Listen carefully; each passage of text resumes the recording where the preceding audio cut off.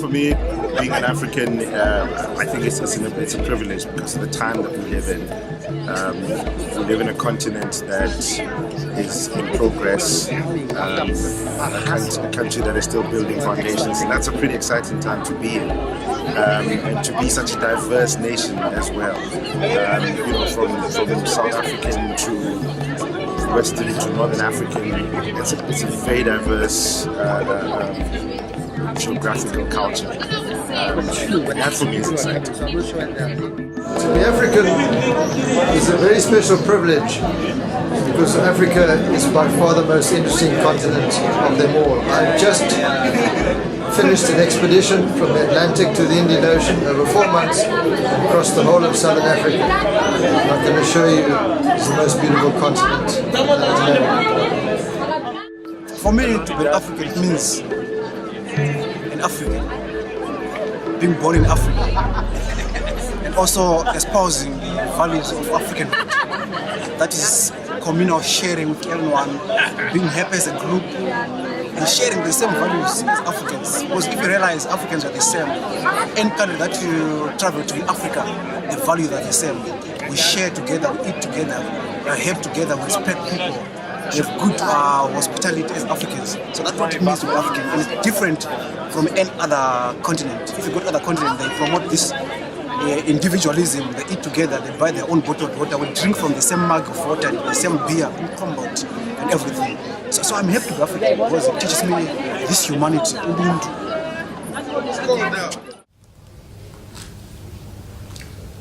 To be an African means, amongst many other things, having a rich sense of community, to having a sense of the wisdom of our ancestors and our tradition. I make a strong connection between Africa and wisdom. It's been a source of sadness to me that, you know, in the West they don't actually see that part of Africa. It's very profound wisdom. And I use the word wisdom rather than cleverness.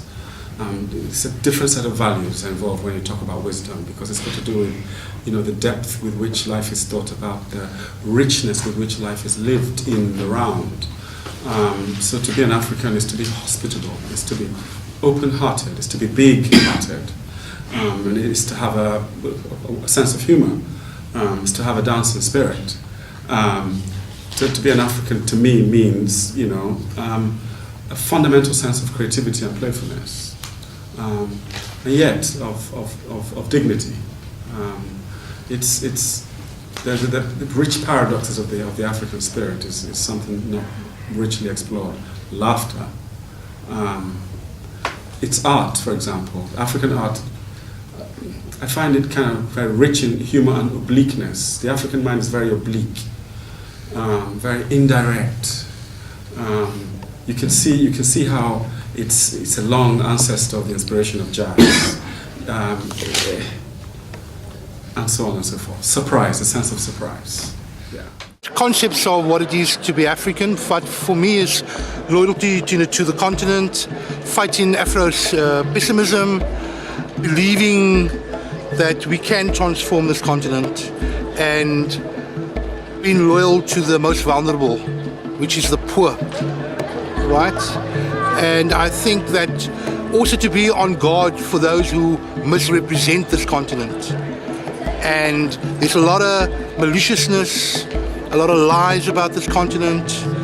I think that is our biggest challenge right now, is to guard against the distortions, the lies of that people talk about this place. I think that I'm absolutely optimistic about this country and this continent, and I wish South Africans would see themselves as being African, okay, beyond its borders. I think there's a real sense of us retreating into being South African, okay, with xenophobia, with attacks on foreigners, this idea that somehow people don't belong here. I think that is how we're going to decolonize the mind, by accepting that we are part of a greater continent.